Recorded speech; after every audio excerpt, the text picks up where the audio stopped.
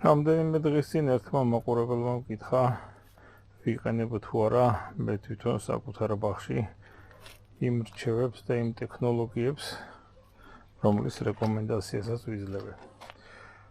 როგორც წესი, 99% რის რეკომენდაციასაც ვიძლევი საკუთარ თავზე მაქვს გამოცდილი და საკუთარ ბაღში. საუბარი შეეხებოდა თხევად კომპოსტს, რომ თვითონ ეს თხევადი კომპოსტი ძალიან შრომატევადია, აი კიდევ იქითაც დიდ ჩანში მაქვს, რომ ამაზე დროის დაკარგვას და ასე ვთქვათ, ენერგიის დახარჯვას ჯობია ვიყიდოთ გვარჯილა. ეხლა ამის პატრონს შეკითხვის ავტორს ეთყობა გვარჯილა არ უყიდია, თორე იცოდინებოდა, რომ მნიშვნელოვნად გაძვირდა. და 1000-ად კიდე უნდა გაძვირდეს, რომ ეს კონვენციური სოფლის მეურნეობა გახდეს ზარალიანი.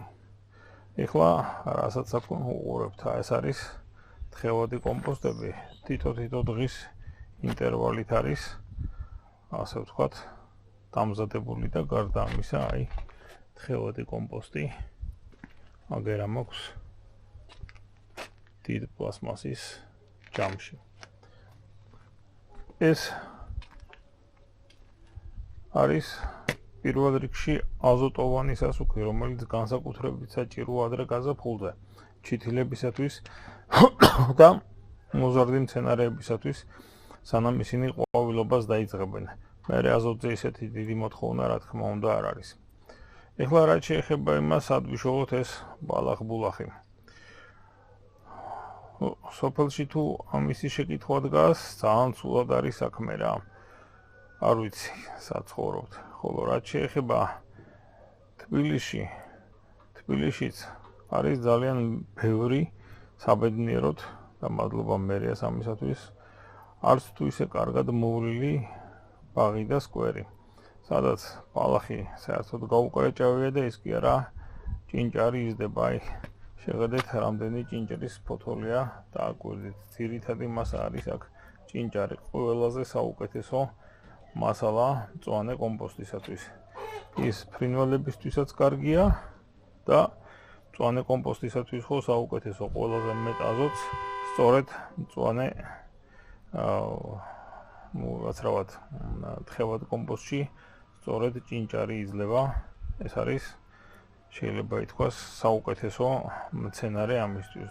სხვა მწვანე მასაც შეიძლება, რა თქმა უნდა, და არავინ არ გიშლით, მაგრამ ჭინჭარი ეს არის მაინც ნომერი პირველი.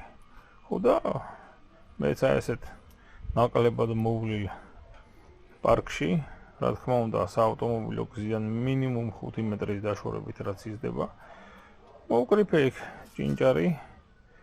ორმაგი საქმეა, ჯერ ერთი პარკი რაღაცას დაემკვანება, ბავშვები და უპატრონო ძაღლებიც არის იქ, აღარ დაისუსხებიან და ასე ვთქვათ, მწვანე კომპოსტიც ბევრი მექნება. როცა დრო მაქვს, ცოტა ხანი გავაჩერებ მანქანას მოშორებით, ცოტას მოვკრიფავ, დაახლოებით 10 წუთი მეხარჯება ამისათვის, ასე რომ შრომატევადობაზე ტყუილად არავინ ილაპარაკოთ, ეს საკუთარ სიზარმაცეს ასე ვთქვათ, სხვას ნუ მოახვევთ თავს.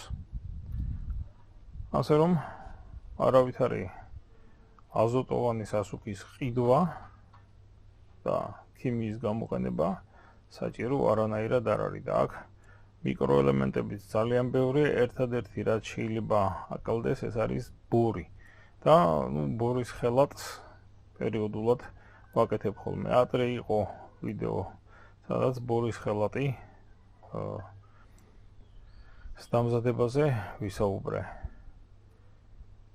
მაგნიუმი და კალციუმი, როცა ჭინჭარია, თქვენ ბაღს არ მოაკლდება, მაგრამ თუ ჭინჭარი არ არის და უბრალოდ კოინდარია, მაშინ მაგნიუმის საჭიროება შეიძლება დადგეს და მაგნიუმის სულფატით შეიძლება ისევე მოვამზადოთ ხელატური ხსნარი, რომლის გამოყენებაც ბიომეურნეობაში დასაშვებია. დღეისათვის სულ ეს იყო, ნახვამდის, კარგად ბრძანდება.